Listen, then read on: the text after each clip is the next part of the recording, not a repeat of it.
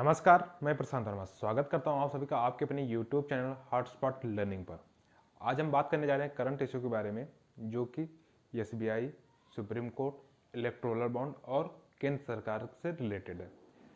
हाल ही में 15 फरवरी 2024 को supreme court ने एक आदेश दिया था, जिसमें उन्होंने कहा था कि जो इलेक्टोरल बॉन्ड की स्कीम है वो असंवैधानिक है, उसे तत्काल प्रभाव से बंद किया जाए। और जो भी इलेक्टोरल बॉन्ड अभी तक बिके हैं, यानी 6 साल में 2018 में इलेक्टोरल बॉन्ड की स्कीम आई थी, 2018 से अभी तक जितने इलेक्टोरल बॉन्ड बिके हैं उनकी detail SBI state bank of India election commission को 6 मार्च से पहले पहले सबमिट करेगी और इलेक्शन कमीशन उस डिटेल को 15 मार्च से पहले पहले पब्लिश करेगी।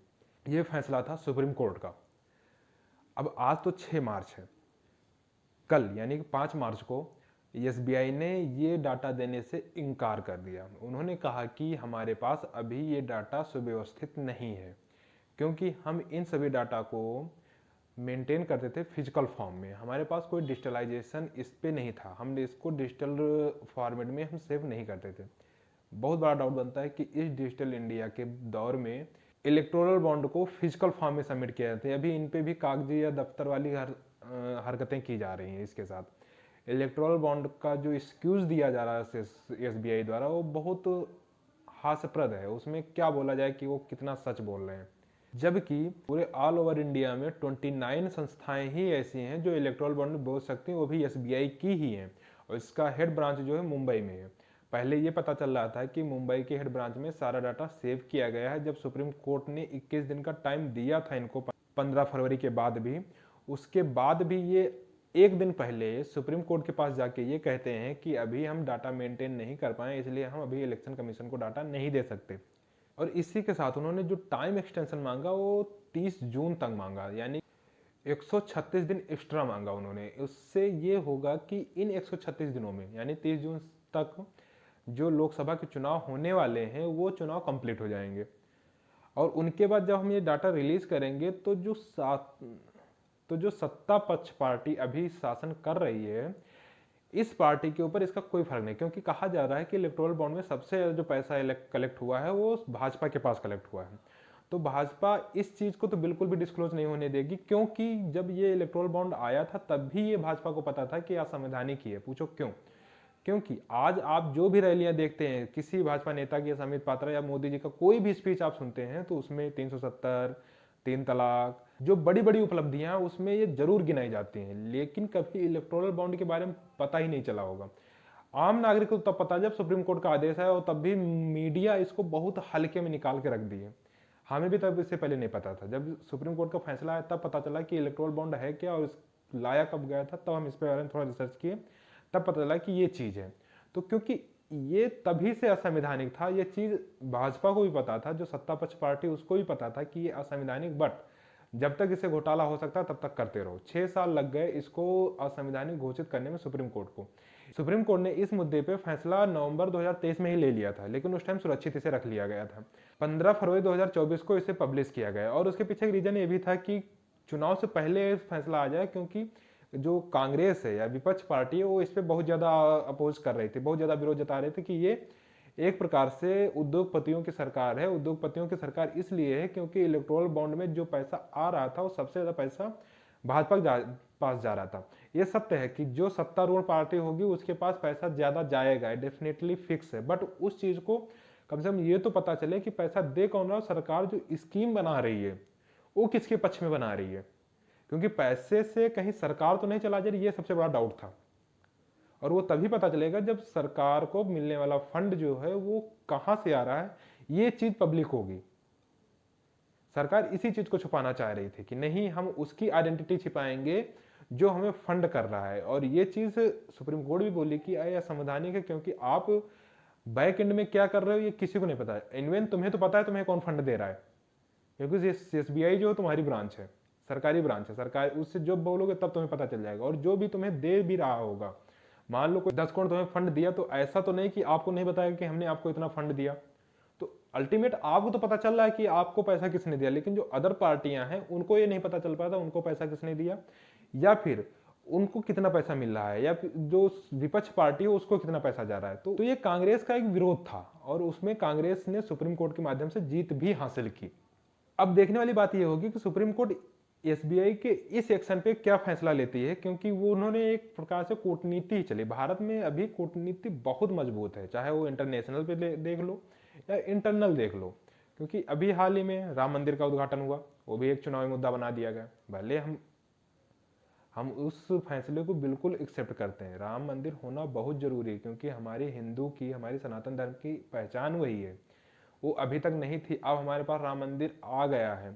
लेकिन अब हमारे प्रभु का कोई राजनीतिकरण करे, वो तो नहीं होना चाहिए ना। और हम उन सभी व्यूवर से कहेंगे जो राम मंदिर को लेके राजनीति पे भी कुछ नहीं बोल पा रहे हैं। भले तुम्हारे प्रभु श्री राम हैं, हम भी उनको एक्सेप्ट करते हैं, बट इसका मतलब ये नहीं कि कोई पार्टी वाला अपना राम बना देगा, कोई पार्टी वाला अपना एक चुनावी मुद्दा बना के इसको पेश करेगा।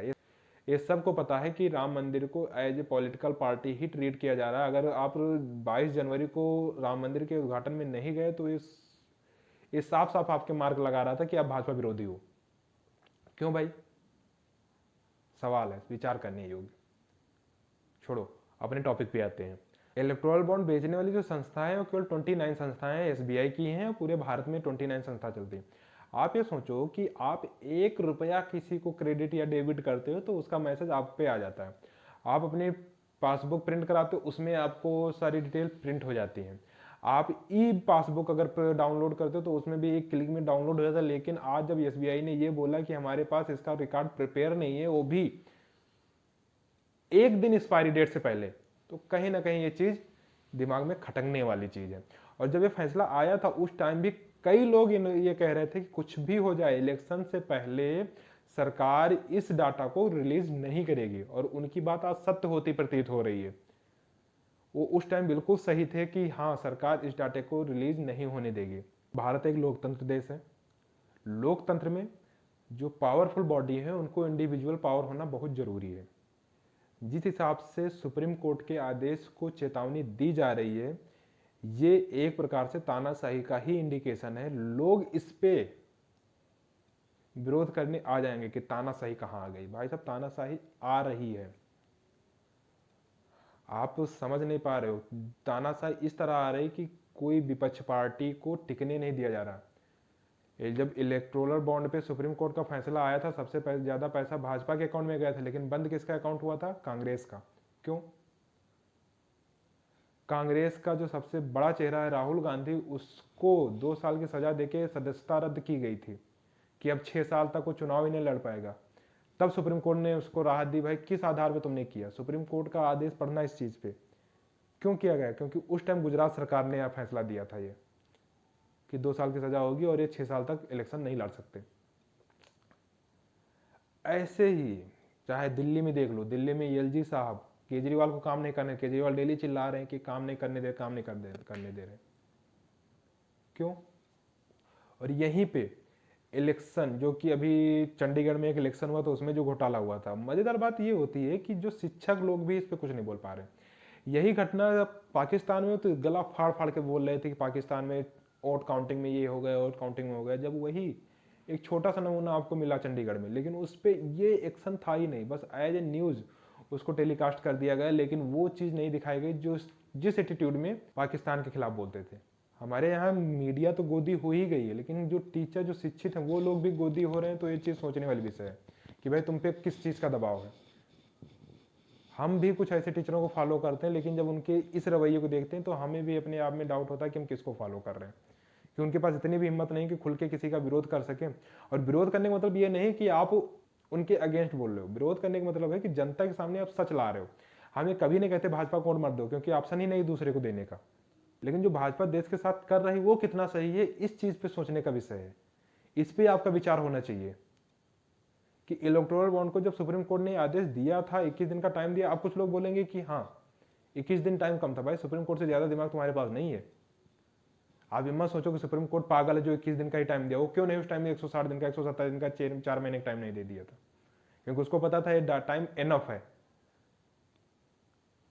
तो ऐसा कुछ नहीं है कि सुप्रीम कोर्ट ने गलत फैसला दिया, सुप्रीम कोर्ट बिल्कुल सही फैसला दिया, बस उसके फैसले को चुनौती दी जा रही है कि नहीं तुम गलत थे। यही हाल किया गया चीफ इलेक्शन के अपॉइंटमेंट प्रोसेस में। उसमें अभी तक क्या प्रोसेस था कि प्रधानमंत्री, विपक्ष का एक नेता और सुप्रीम कोर्ट, इन तीनों लोगों की सहमति, सुप्रीम कोर्ट का CJI, chief justice of India की सहमति से इलेक्शन कमीशन का चीफ मेंबर सिलेक्ट किया जाएगा। लेकिन अभी जो कानून लेकर आएगा उसमें क्या कहेगा, प्रधानमंत्री, प्रधानमंत्री का कैबिनेट मंत्री, कैबिनेट मंत्री के साथ विरोध जो विपक्ष का है उसका एक मंत्री। आप ये सोचो, प्रधानमंत्री जो बोलेंगे, कैबिनेट मंत्री क्या उसका विरोध कर सकता है? जब प्रधानमंत्री कैबिनेट दोनों का समर्थन हो गया तो पूर्ण बहुमत तो ऐसे भी आ गई, 1/3 तो ऐसे भी उसके पक्ष में चला गया। अकेले विपक्ष का नेता कर ही क्या लेगा? और सुप्रीम कोर्ट से इससे क्यों निकाला गया हमें तक आज तक नहीं समझ में आया। भाई सुप्रीम कोर्ट से क्या एलर्जी है भाई? इस लोकतंत्र में लोगों का केवल भरोसा सुप्रीम कोर्ट में बचा है। जिस हिसाब से सरकार, जिस हिसाब से नेता आजकल काम कर रहे हैं ना, उनको एक उम्मीद हमेशा रहती है कि अगर हम सुप्रीम कोर्ट या हाई कोर्ट जाएंगे तो हमें सफलता या हमें अपना न्याय मिलेगा, और तुम उसके हाथ पैर काटने पे लगे हो तो ये चीज लोकतंत्र में एग्जिस्ट नहीं करती है। ऐसे ही हुआ था 1976 में जब 42वां संविधान संशोधन किया गया था, तब कांग्रेस की सरकार थी जिसको मिनी कॉन्स्टिट्यूशन बोला गया था। उस टाइम भी सुप्रीम कोर्ट की पावर छीन ली गई थी। उसके बाद मोरारजी देसाई आए तो उसको दोबारा से सही किए। तो कॉन्स्टिट्यूशन के साथ इतना खिलवाड़ क्यों किया जा रहा है? हमें तो ये जस्टिफाई नहीं लगता, हमें इस लोकतंत्र में एग्जिस्ट नहीं होने लगता। ये लोकतंत्र को सुरक्षित करता है ऐसे फैसले। देखते हैं, विचार करते हैं कि सुप्रीम कोर्ट इस फैसले पे या फिर एसबीआई की इस चाल पे क्या फैसला देती है, क्योंकि काफी निर्णायक फैसला होगा इस पे।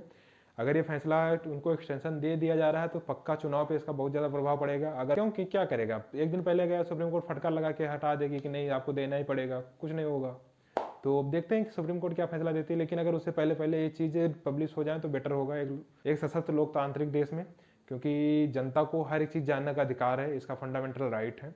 और वो चीज़ अगर सरकार छुपा रही है या फिर उसकी संस्था कोई छुपा रही है तो ये कहीं ना कहीं लोकतंत्र का या फिर फंडामेंटल राइट का ही हनन है। इस पर सुप्रीम कोर्ट जरूर एक्शन लेगी और पॉजिटिव एक्शन लेगी जो कि देश हित में होगा और लोक हित में होगा। आप लोगों का क्या राय है, आप लोग कमेंट करके बताइएगा। मिलते हैं किसी नेक्स्ट वीडियो में, किसी नेक्स्ट टॉपिक में। तब तक ले जय हिंद, धन्यवाद।